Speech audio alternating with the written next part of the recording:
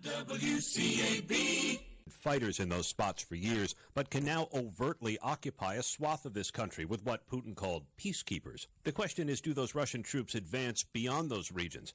Putin denied he's out to rebuild the Russian Empire, but he cast the situation with Ukraine as different because he said foreign powers are using Ukraine to threaten Russia. Aaron Katersky, ABC News, Lviv. British Prime Minister Boris Johnson announcing new sanctions against 5 Russian banks and 3 individuals. With more on what the U.S. could be planning, here's ABC News senior White House correspondent Mary Bruce. We know that on the table, heavy sanctions possibly on major Russian banks and companies, restrictions on technology. They could also target Putin's inner circle and even Vladimir Putin himself. But of course, in the past, we have seen that sanctions have done little to deter the Russian president, and Putin knows what's possibly coming his way, and already he is dismissing and brushing off the possibility of these sanctions. Germany also taking steps to halt the process of certifying the Nord Stream 2 gas pipeline bringing Russian natural gas to Germany. Britain is lifting all COVID restrictions as Queen Elizabeth cancels scheduled online engagements today because she is still experiencing mild cold-like symptoms, the palace says, due to her COVID diagnosis. As the jury in the Ahmaud Arbery case deliberates in the federal hate crimes trial of the 3 white men who killed him, Arbery's mother will speak tomorrow in Atlanta on the 2-year anniversary of her son's death.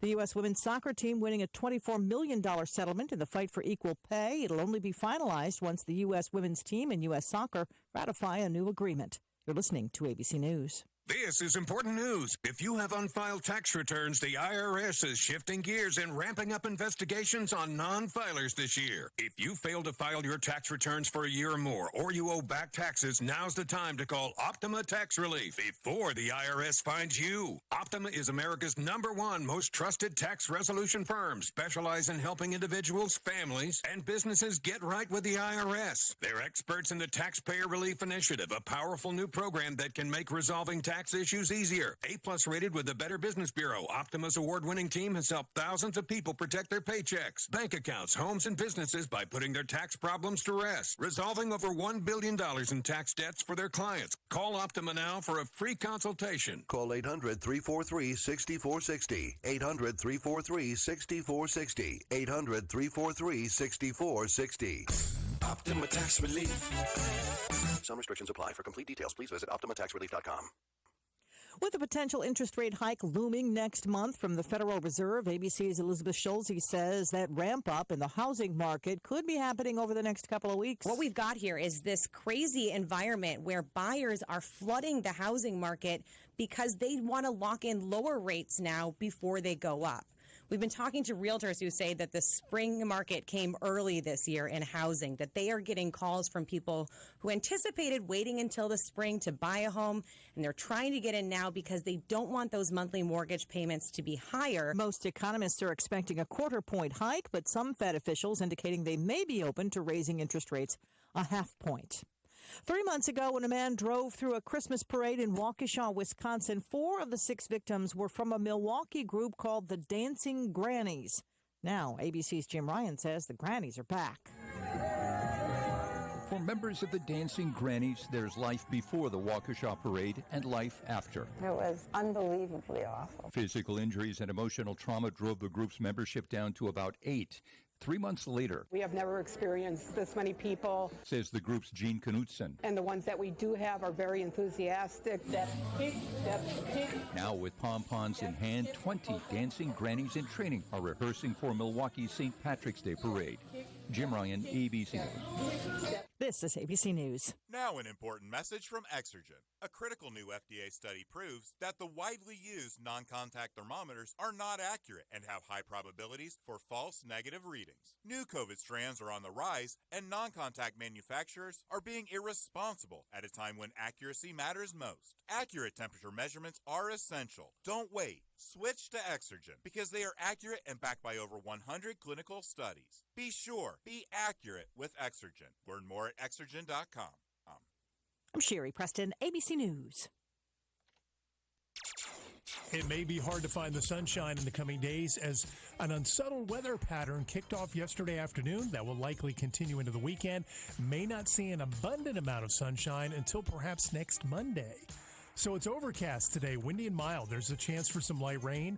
The high temperature in the mid to upper 60s. Tonight we have the chance for rain toward daybreak tomorrow. Otherwise, plenty of clouds, breezy and mild. Upper 50s to low 60s, the lows. I'm Mike Mays in the North Carolina News Network Weather Center. Cloudy, rainy, and misty skies here this morning and 53 degrees, warming up nicely to about, looks like about 63 for a daytime high, dropping back to 52 for tonight, and rain off and on for the next 3 or 4 days. You're listening to WCAB Rutherfordton, serving the foothills of the Carolinas.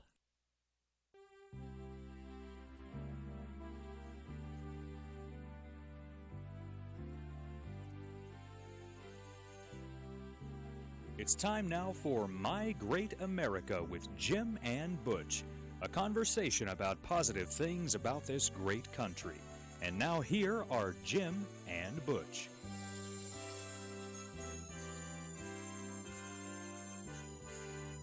Well, good morning, Butch. Welcome to My Great America with Jim and Butch. How are you doing?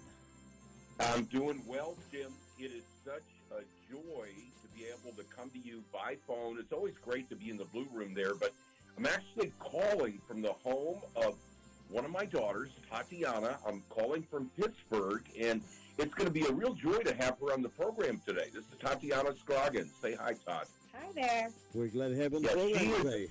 It's an honor. Well, it's so good, and we're going to be talking about some important ways that America, through the years, has distinguished itself, and one way is through foster care and adoption. And so we're going to talk a little bit about her story, talk a little bit about her being a mom to 5 boys, 5 of my 7 grandsons I've been up here with. We'll talk about all of that and more in just a minute.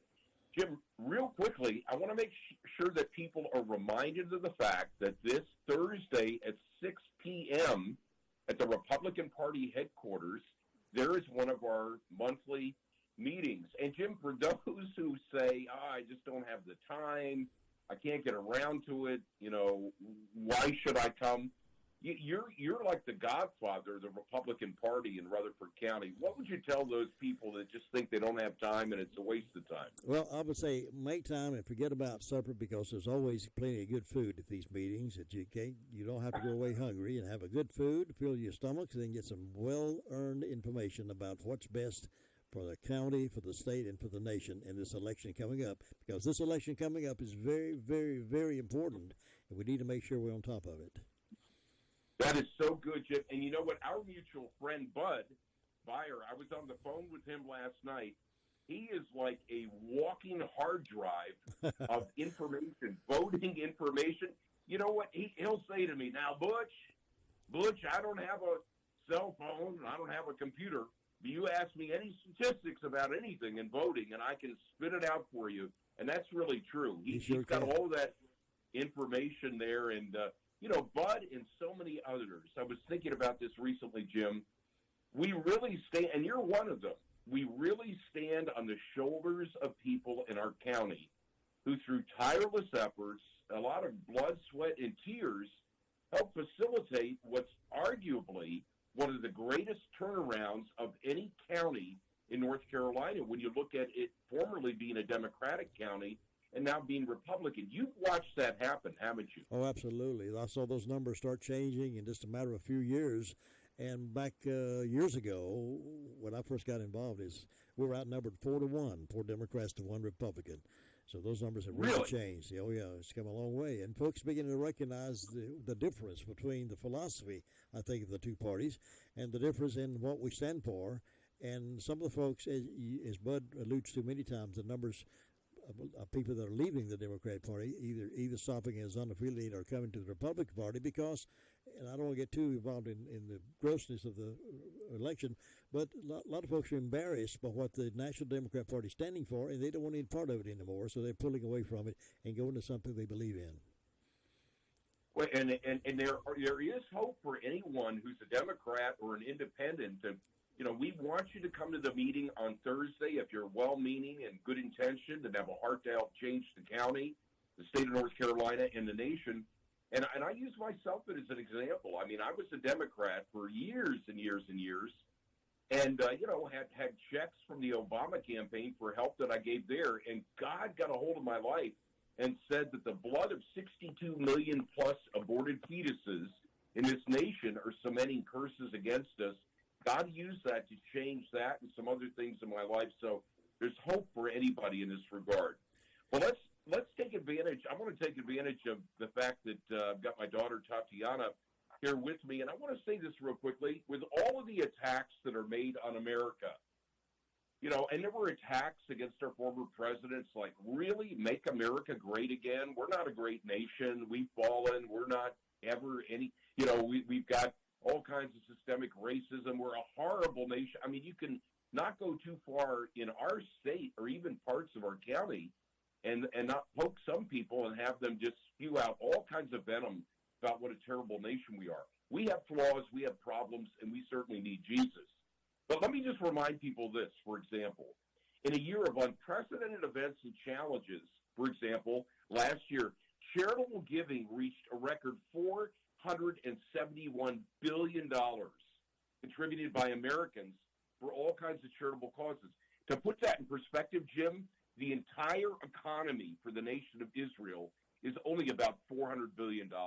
Wow. We're a very giving country. We're a very giving nation. And I want to give one example of that and have Tatiana weigh in on this in just a moment. One area that takes tremendous self-sacrifice in getting out of yourself is the whole area of foster care and adoption. And, in 1992, I had the privilege to go to Moscow in October of that year and bring home a little girl that was in an orphanage number 17. She was there with hundreds of other children, dealt with incredibly hard circumstances early in her life, and God in his providence and plan brought her to Texas to become a fourth child in the Maltby home. And so it's with tremendous God-driven pride and privilege that I introduced Tatiana here, because the story is so sweet, Jim. Here you had an orphan who was adopted, brought into a family. She married a graduate of the Air Force Academy. They have 5 boys, 3 of which they have adopted. They've been involved in foster care. And it's just, if Jesus were to take me home tomorrow, one of the things that I would feel best about in my life is the decision that her mom and I made to adopt Tatiana, and now just to observe the incredibly good mother that she is navigating life with these 5 boys. So, Tatiana, I just want you to talk a little bit about what it's like to be a foster parent, how you got into it. I'm going to stop talking, and now it's time for you just to share. Okay. Sounds good. Hi, Jim. Hi there. How are you? I'm good. How about you? You're walking around with a good man there up there today. I'm glad that you're on the program. We're so excited to have him here at our home. So, let me just introduce myself. My name's Tatiana Scroggins, and I am 35. I've got almost 35. I've got 5 boys, 1 boy from China, 2 boys from St. Louis, Missouri, and 2 by birth. We would not change anything. We've had 13 foster children through our home, and we would not change anything. All the hard work, anything, we would not change it. And so I just wanted to talk a little bit about our story, and then also just give people practical ways of how they can actually just support the community. It doesn't mean that they have to be a foster parent. There's just so many different resources they can get involved in and help the community. Is that okay with you? That sounds great. I'm anxious to hear it. Okay. So we, my husband and I were stationed overseas in Germany, and we were working on adopting through the Philippines, and it took us so long, and we ended up getting stationed during that time. That's 4 years of waiting to adopt through the Philippines. We ended up getting stationed in St. Louis, Missouri. We got there, and the need for foster parents was extreme. It's so high. And I know where you are, it's pretty high as well. I've been to North Carolina. I've stayed with friends who are within the foster community, and my eyes have been open to the need there as well. So we started first, like so many parents, I mean, so many people just, I think, walk into it thinking they surely can't open their hearts to the brokenness of foster care. When I say that, I mean having to see children leave, opening your home to children, seeing the hardships of those walks in life, and having to release those children back into those hard things. And it's not always hard, but we didn't know if we could do that. I ended up seeing a friend who was a huge advocate of the foster community and just supporting the families in it, not just, but the biological parents, the biological mothers, and really creating community, taking out, just building relationship. I ended up seeing her live out through like a week's life and seeing that. And I said, I could do this. Like, I can see this. I would love to be involved with women who need help, with families who need support, and children who need this. And so we started our journey, and honestly, God opened all the doors. We had so many things, and those doors swung open. For us, the need was high, and so we began our foster care journey in St. Louis. And we ended up, it was a miracle, because our first placement, the day we signed our papers as a foster parent, it was 3 months of training. Every Monday night, my husband and I went to a course, and it's trauma training, and we started a training. And on the first day we signed papers, we got a phone call about a child who had been severely abused. And we were like, yes, we'll do it. And he was a boy from China. So he actually was adopted into a family, and it just didn't work out. He had so many special needs. He is with us today. He's 11, and he has been diagnosed with a very rare disease, but he has special needs. So we love him. He brings us so much joy, but it was just a miracle to see what God could do, that we had been working on an Asian adoption that was not working for us. And the first day we signed our papers, a Chinese boy came right to our door. We were just like, this is transforming. So we got into foster care pretty fast. We started taking one child after another. And I would just say the transformation, they're hard things. I mean, one of the images I see the most is one of our boys who we have now is why we were eating dinner. It would happen so often. We'd be eating dinner, and they would be sitting on my husband's shoulders, bouncing around, and my husband's trying to eat dinner. We're trying to do family time, engaging, checking up on everyone, and yet they're like swinging. They're swinging, and they're playing on my husband's shoulders, and they're eating from there. And like, those were one of the first images. And we had children like, oh my goodness, like stories to tell. Lots of stories. They bring us like stories you just can't get anywhere else. So we've got stories. But so much life. These children need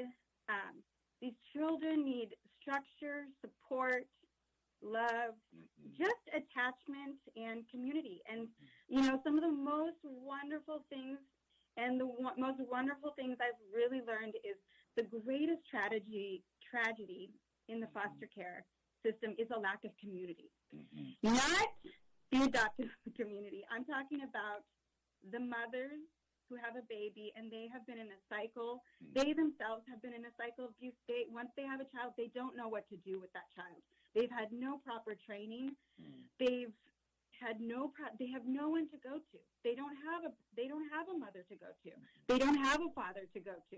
These young, we've seen. It's a cycle, and when you can see this, when you can help a young woman out, and even in those, because it is hard. Once that child is taken away, she has to work her butt off to get that child back. And being able to provide and just provide help and maybe just training, practical training. Like, this is how you feed a baby. You got to take care of it. They need it. Just practical training. There's so many things like that. And seeing a mother get her child back after just work, or a father. We've seen such amazing stories where it's like, the father, we've moved since, but we used to have barbecues, and he got his children back, and he would come over for barbecues, and he took it all in. You were bringing community to his life, and that's what they need. They need community. They need someone to go to. They need support. So it's that lack of support. And so, Jim, I just wanted to give people, they don't have to be a foster parent. I think it's a special calling. You've got to have grit to be a foster parent. I really do. Right. And I do believe people are called, and some people, you don't have to do it. There's so many practical ways. There's so many outreach. It can be as simple as being a supervisor for a family visit, because those dynamics are so rough. When your child has been taken away from you and you're in a room with a woman who has no idea what your story is, you've got that woman has your child. The dynamics are rough. So there's no one to supervise those visits. And they need, the caseworkers cannot do it all. Their loads are so full. And they can't do it. So it can be as simple as giving one night a week to supervise visits. And so, Jim, I just wanted to share, like, the first step we took was reaching out to our Department of Social Services. It's the DSS. So you Google it. Every state has it. Every county has it. You can also, so that would be the public sector. You reach out to them. You tell them, how can I get involved? It's either training. They will give you a list of resources, and you just start making phone calls. The other great ways is looking up childwelfare.org. I'm going to say that again, childwelfare.org. And you search in the box of foster and adoptive agencies. That's a private sector, and those agencies are amazing. They're full of resources. They're full of ways to give. You can give clothes. You can give your time. You can help children. I mean, we used to just help children, go take a child to go get school clothes just for the full year. I had a friend who practically just came in, and who's my son now, but he was not used to normal family life, and he hated that we had, like, practical jobs, like, hey, come and clean up the kitchen up with us, and, like, put your dish away, and things like that. And he just hated that we'd ask him such things. And so she took him every Monday, and she provided him showing him, like, hey, this is how a family works too. Like, your mom's not crazy. Come on in, have dinner with us. We're going to do the same things. Nothing, like, extravagant. Just put them in your lives. That's pretty important too, is you want to show them what real family looks like. And family is a gift. I mean, we're all created to be a part of the family. And so when children can see that and they can have a future, even if it's just for a short time, it builds. When they can see what it's really like, it builds something in their brain, and it starts transforming the way they think. So those are just some practical ways. I hope it opens people's eyes just to say that, like, I can just do this. I don't have to be a foster parent, but I can support. And there's so many agencies that offer a ton of services that you can really get involved in. Some of them you don't even have to do training for. It's just a night or two a month, and it's just being there for people and providing community. Tatiana, that is a great story and a wonderful challenge. And what I like about the way you told it is you have earned the right to talk about that because you've been there and are doing that. And you can share that experience and challenge a lot of other folks to think along those same lines. That's a wonderful testimony. Thank you, Jim. Well, I just, it's been so interesting here, Jim. I feel like I'm in a boot camp, like a military boot camp. Stop it. No. That is not a boot camp. No, well, it's a loving boot camp. But I have to tell you, like, early this morning, okay, so I texted, we're real on My Great America with Jim and Butch. We're real, we're raw, and we're authentic. So this morning I found myself texting her husband, who was getting up really early. Of course, he's a graduate of the Air Force Academy. He oversees a number of the ROTC programs here in the area, has an office at the University of Pittsburgh. So I texted him and I said, I need a plunger for the upstairs bathroom. So he comes to the door, gets me a plunger. He goes out the door early this morning. I come down, Tatiana, she goes out, by the way, and runs. Like yesterday, she said, let's take a little walk. I looked at my pedometer. It was 4.8 miles. She Wow. runs like up to 9 miles early in the morning. I come down here. She's got the coffee made, and she's got 5 little cutting boards set out with the cut-up fruit, the yogurt, the granola. Each of the boys has their breakfast. It's just like regimented, but in a loving way. It's really, really sweet, and just to see and remember flying over to Moscow, coming home with her, and what God does through the two of them, Jim. That story can be anybody's story. We just have to get outside of ourselves and give to others, don't we? Yes, absolutely. Let me ask you that. Now, how old was she when you adopted her? I was 5. 5 years old. Yeah. 5.5. Yeah, she was 5.5 years old and went through a lot of challenges. She had physical challenges when she came, and it's just been an incredible testimony. And, it reminds me, Jim, in Deuteronomy 10:12, it says, "And now, Israel, what does the Lord your God require from you but to fear and worship the Lord your God with awe-filled reverence and profound respect, to walk, that is to live each day, every day, in all his ways, and to love him, and to serve the Lord your God with all your heart, and with all your soul, your choices, your thoughts, and your whole being." And of course, in Ephesians, it talks about the fact that God adopted us into his family. And, it doesn't have to be grandiose. That's what Tatiana was saying. Everybody each one doing their part, each one stepping out and doing what they can is how America's been made great. And, I did a little research, and it appears that Presidents Bill Clinton and Gerald Ford were both adopted by their stepfathers.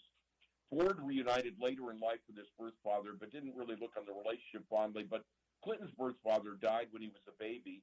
Both took their last names. And it appears from history, only 2 presidents have adopted children, Andrew Jackson and Ronald Reagan. Jackson adopted 2 of his wife Rachel's relatives, one which was named Andrew Jackson Jr., and another was named Andrew Jackson Hutchings. And he was also adopted a Cree Indian that was discovered orphaned on a battlefield down in Alabama in 1813. The child was named Lincoya Jackson, and he passed away from tuberculosis. So we got a little bit of history when it comes to that. But in North Carolina alone, there are about 17,000 children in foster care. And I've told people often, if you're anti-abortion and you're not pro-foster care or pro-adoption, you're missing half of the equation. So you can bang the drum and say you hate abortion, but what are we doing about it? Like Tatiana was saying, how are we stepping into the gap to do the little bit that we can? That's how America's been made great. America's been made great through the daily, frequent, God-driven sacrifices of couples like Tatiana and Ben Scroggins and so many others, Jim. Oh, absolutely. It's a wonderful story, and I wish more folks would step up to the plate around here and do those kind of things, because there's a great need here, and that's important. Well, and just real quickly, tell everybody who's listening or watching on YouTube, tell them the names of your sons and how old they are. Sure. So I've got Samson. He's our oldest. He's 12. We've got Boaz. He's 11. Noble, he is 10. Oh, gosh, it's a ladder. Gus, he's 9. And then Judah is 7. So they were all with me starting at age 3. So when they came, Judah was 3. So they were 3 to 8, 5 boys. And you're a multi-ethnic family as well, aren't you? Yes, we sure are. We've got China. I'm Russian. My poor husband, he's an intelligence officer, so this just is hard to explain to the community. Got China's home, Russia, and we've had 2 African American boys. So Jim, it's the 5 Scroggins boys, and meals are incredible. It's highly efficient and organized, and in the midst of all of it, what I see is the gospel at work. So it's always good to be in the Blue Room, but it's just wonderful to be sitting here at the dinner table with my daughter Tatiana and Jim. We wanted the opportunity to share it with our WCAB family, and the WCAB family, Tracy and I have talked about this, and so have Todd and Lou and I, the WCAB family kind of adopted me into your clan. Absolutely. You're part of us. Yeah, and that's saying a lot, and I say that to people in the county liberally when they say you're not from around here. Tatiana, we're so glad you're with us today. We hope you'll do this again with your dad, and we're happy to have you on My Great America. Butch, I look forward to seeing you back here soon. All right. Thanks for having me. Blessings. God bless America. Bye-bye.